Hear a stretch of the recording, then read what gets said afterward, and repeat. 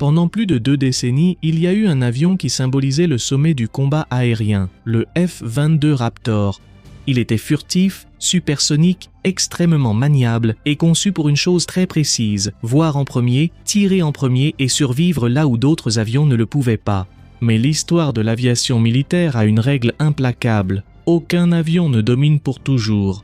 Aujourd'hui, les États-Unis préparent le F-47, le futur chasseur de 6e génération de l'armée de l'air américaine, développé par Boeing dans le cadre du programme NGAD. Et en même temps, la Chine semble présenter une toute nouvelle famille d'avions de chasse furtifs, désormais connus sous les noms de J-36, J-50 et JXDS. C'est là que ça devient intéressant, car cette comparaison ne porte pas seulement sur l'avion le plus rapide, celui à la plus grande portée ou celui transportant le plus de missiles. En fait, nous ne connaissons pas encore toutes ces données. La vraie question est bien plus profonde. Quel pays a compris en premier à quoi ressemblera la guerre aérienne du futur ?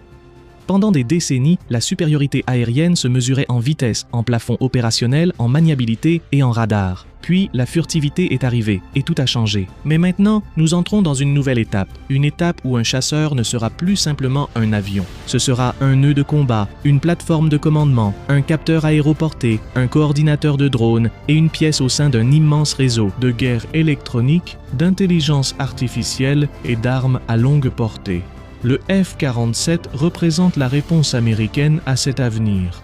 Le J-36 et le J-50 représentent le pari de la Chine pour disputer ce même ciel. Et le plus frappant, c'est que pour la première fois depuis longtemps, les États-Unis ne semblent plus courir seuls dans l'aéronautique. Bienvenue dans une nouvelle vidéo de Mundo de Aviation.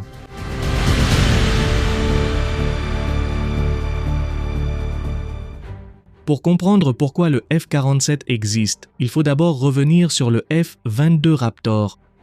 Le Raptor est né pendant la guerre froide, même s'il est entré en service bien plus tard. Il a été conçu pour affronter les meilleurs chasseurs soviétiques que l'on imaginait dans les années 80 et 90, la combinaison de furtivité, de supercroisière, de radar avancé, d'agilité et de fusion de capteurs en a fait l'un des chasseurs les plus redoutés au monde.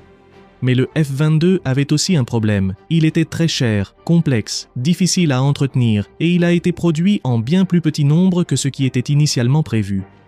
Les États-Unis ont longtemps eu une flotte limitée de Raptors, mais cela paraissait peu préoccupant car aucun rival n'avait d'équivalent. La Chine, pendant ce temps, avançait silencieusement.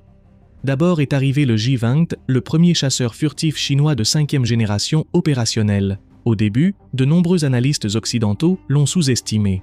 On disait qu'il était très grand, qu'il n'aurait pas de bons moteurs et qu'il n'atteindrait pas le niveau des avions américains. Mais avec le temps, le J-20 a mûri.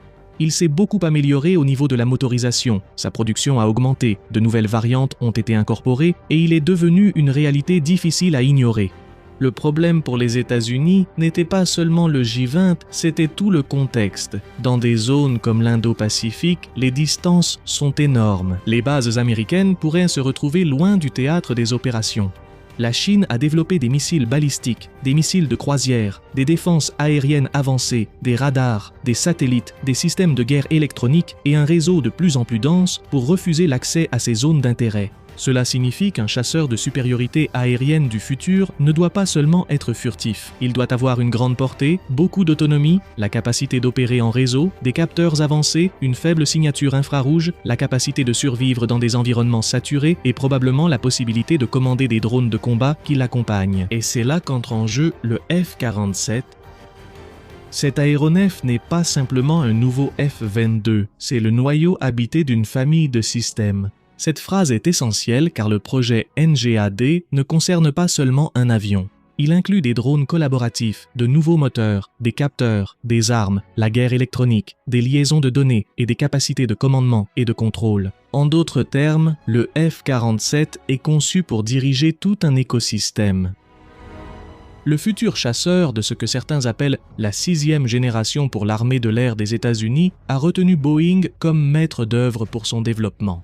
Et ce n'est pas un détail anodin, car pendant des années, on a spéculé sur le fait que Lockheed Martin, responsable des F-22 Raptor et du F-35 Lightning II, aurait un avantage naturel. Mais le choix de Boeing montre que la concurrence était réelle et que le concept retenu offrait probablement quelque chose que l'USAF considérait comme décisif. Cependant, il faut faire attention car nous savons très peu de choses sur le F-47 et cela semble être délibéré. Les images officielles, souvent des rendus, ne montrent pas toujours l'avion réel et semblent cacher des détails importants, voire inclure un élément pour semer la confusion. Dans des programmes de ce niveau, l'image publique n'est pas toujours une photographie de l'avion qui existera à l'avenir. Très souvent, il s'agit d'un outil de communication stratégique. Ce que l'on sait, c'est que le F-47 aura une portée supérieure à celle des chasseurs actuels et une vitesse supérieure à Mach 2 avec une signature furtive plus avancée, une plus grande capacité d'adaptation et une architecture conçue pour évoluer avec le temps. Et c'est essentiel, cela s'appelle l'adaptabilité. Les chasseurs modernes ne peuvent plus attendre 30 ans pour être mis à jour. Le rythme de la guerre électronique, des capteurs, des missiles et de l'intelligence artificielle fait qu'un aéronef de 6e génération doit être modulaire. Il doit pouvoir changer de système, de logiciel, de capteur et d'armes sans être piégé dans une architecture fermée. Ce que l'on recherche, c'est la supériorité aérienne de nouvelle génération. On s'attend également à ce qu'il opère aux côtés des avions de combat collaboratifs, des drones de combat semi-autonomes qui pourront agir comme capteurs avancés, transporter des armes, des leurres, des plateformes de guerre électronique ou servir d'escorte. Dans ce modèle, le pilote du F-47 ne fait pas que voler et combattre. Il prend aussi des décisions concernant des groupes de systèmes non habités qui étendent l'aéronef de 6e génération. C'est cela qui définirait la 6e génération. Le 26 décembre 2024, des images d'un tout nouvel avion chinois volant au-dessus de Chengdu ont commencé à circuler. Ce n'était ni le J-20 ni une autre variante, mais quelque chose de plus étrange. Un grand aéronef, sans dérive verticale, avec une aile très intégrée, une configuration furtive très marquée et accompagné d'un J-20S. Rapidement, les analystes ont commencé à l'appeler J-36, en référence au numéro visible sur le fuselage. Et même si la Chine n'a pas publié de fiche technique officielle, le message était évident. Pékin montrait délibérément qu'il travaillait également sur une nouvelle génération d'avions de combat. Cet aéronef a attiré l'attention pour plusieurs raisons. D'abord, par sa taille. Il ne semble pas s'agir d'un chasseur léger ni d'un successeur direct du J-20 au sens traditionnel. Son volume interne suggère qu'il pourrait privilégier l'autonomie, le carburant, les capteurs ou une grande soute interne pour l'armement.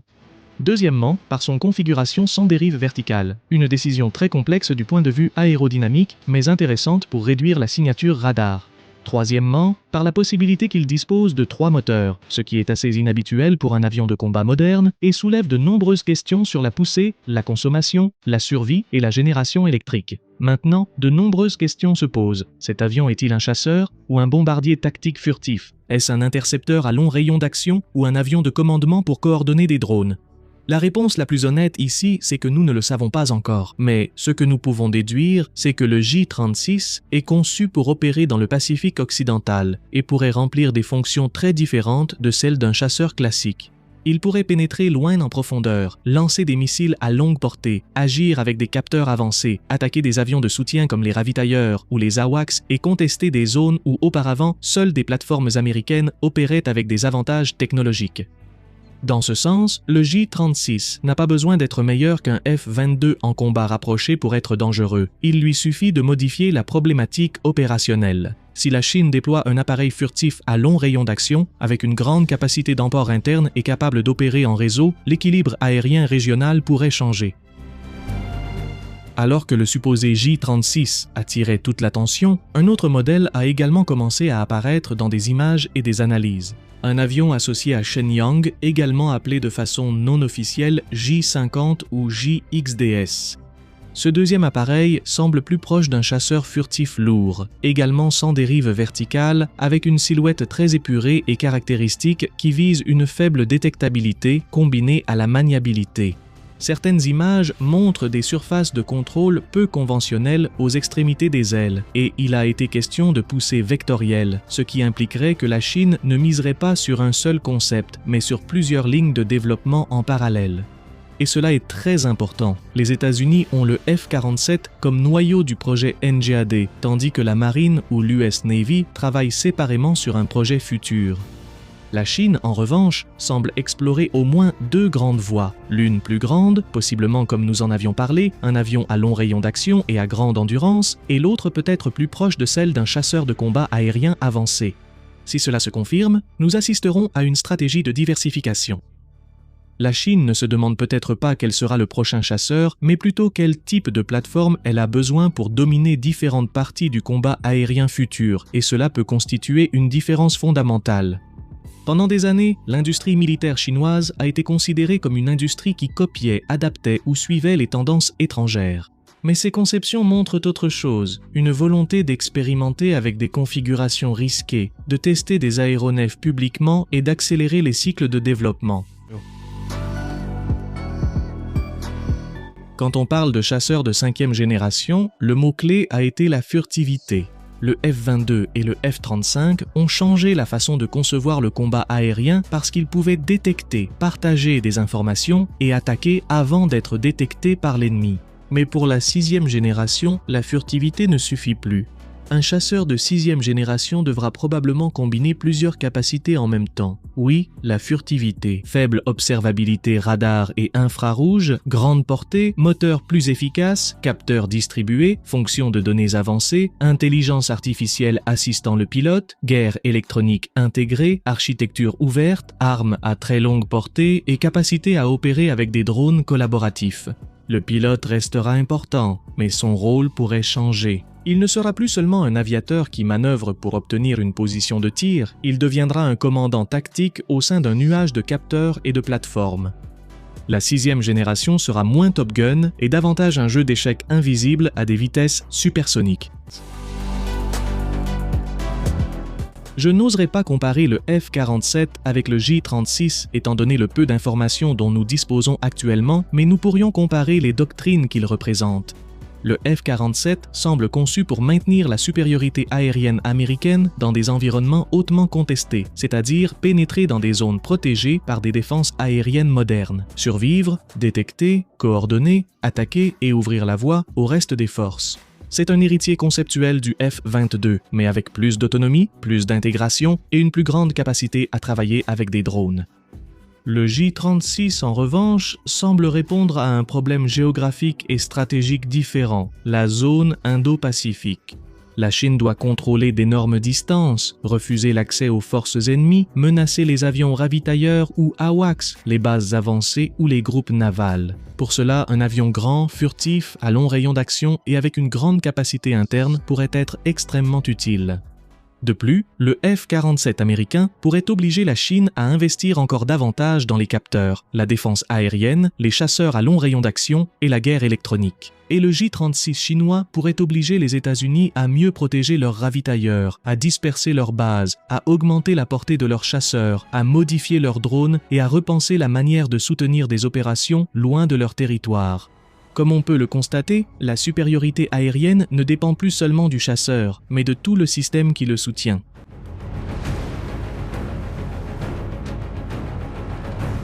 L'un des facteurs les plus importants de cette course, ce sont les drones collaboratifs qui volent aux côtés de ces avions. Les États-Unis développent le projet CCA, des aéronefs sans pilote conçus pour accompagner les chasseurs pilotés. L'idée est de multiplier les capacités. Un F-47 pourrait opérer avec plusieurs drones qui s'avancent, détectent des menaces, transportent des armes ou même assument des risques qu'auparavant devait prendre un avion piloté. La Chine semble également progresser avec des concepts similaires, et cela a du sens. Dans un conflit de haute intensité, aucun pays ne veut perdre rapidement des avions pilotés extrêmement coûteux et des pilotes hautement entraînés. Les drones collaboratifs permettent de créer de la masse, d'être présents à plusieurs endroits en même temps, de saturer les défenses, de tromper l'ennemi et de prendre beaucoup plus de risques. Mais ici apparaît un énorme problème, la communication. Contrôler des drones dans un environnement propre est une chose, mais les contrôler dans une vraie guerre, avec des interférences, des cyberattaques, des capteurs ennemis, des liaisons dégradées par la guerre électronique, c'en est une autre. Des décisions à prendre en quelques secondes, c'est un autre scénario, d'où l'importance de l'intelligence artificielle. Il ne s'agit pas de robots qui prennent toutes les décisions. Il s'agit de systèmes capables de naviguer, de hiérarchiser l'information, de maintenir la formation, de réagir face aux menaces et d'assister le pilote sans le surcharger. Le pays qui parviendra à intégrer tout cela aura un avantage énorme. Mais nous ne savons encore presque rien de tous ces futurs appareils. C'est pourquoi je veux être honnête avec vous. Nous comparons des programmes profondément secrets. Ni du F-47, ni des avions chinois, nous ne connaissons leur véritable conception, ni leur moteur définitif, ni leur signature radar, ni leur charge exacte. Mais nous connaissons la tendance des États-Unis, qui mise sur une plateforme habitée de très haute technologie, intégrée à une famille de systèmes. La Chine démontre également une capacité croissante à développer des concepts furtifs avancés, de grande taille, expérimentaux et possiblement destinés aux longs rayons d'action. La course technologique a déjà débuté et une part de la bataille se joue dans la perception du public. Musique. La guerre aérienne du futur n'aura probablement pas une image simple. Ce ne sera pas un F-47 affrontant un J-36 dans le ciel comme lors du classique combat aérien rapproché. Ce sera un réseau contre un autre réseau. D'un côté, chasseurs furtifs, drones, satellites, avions ravitailleurs, bombardiers, navires, radars, centres de commandement, intelligence artificielle, guerre électronique. De l'autre, pareil. L'objectif ne sera pas seulement d'abattre des avions ennemis. Il faudra perturber leur système, tromper leurs capteurs, gaspiller leurs missiles sur des leurres bon marché, fausser leur vision, les retarder et les pousser à tirer d'abord sur la mauvaise cible. Nous assistons à la naissance d'une nouvelle architecture de combat aérien.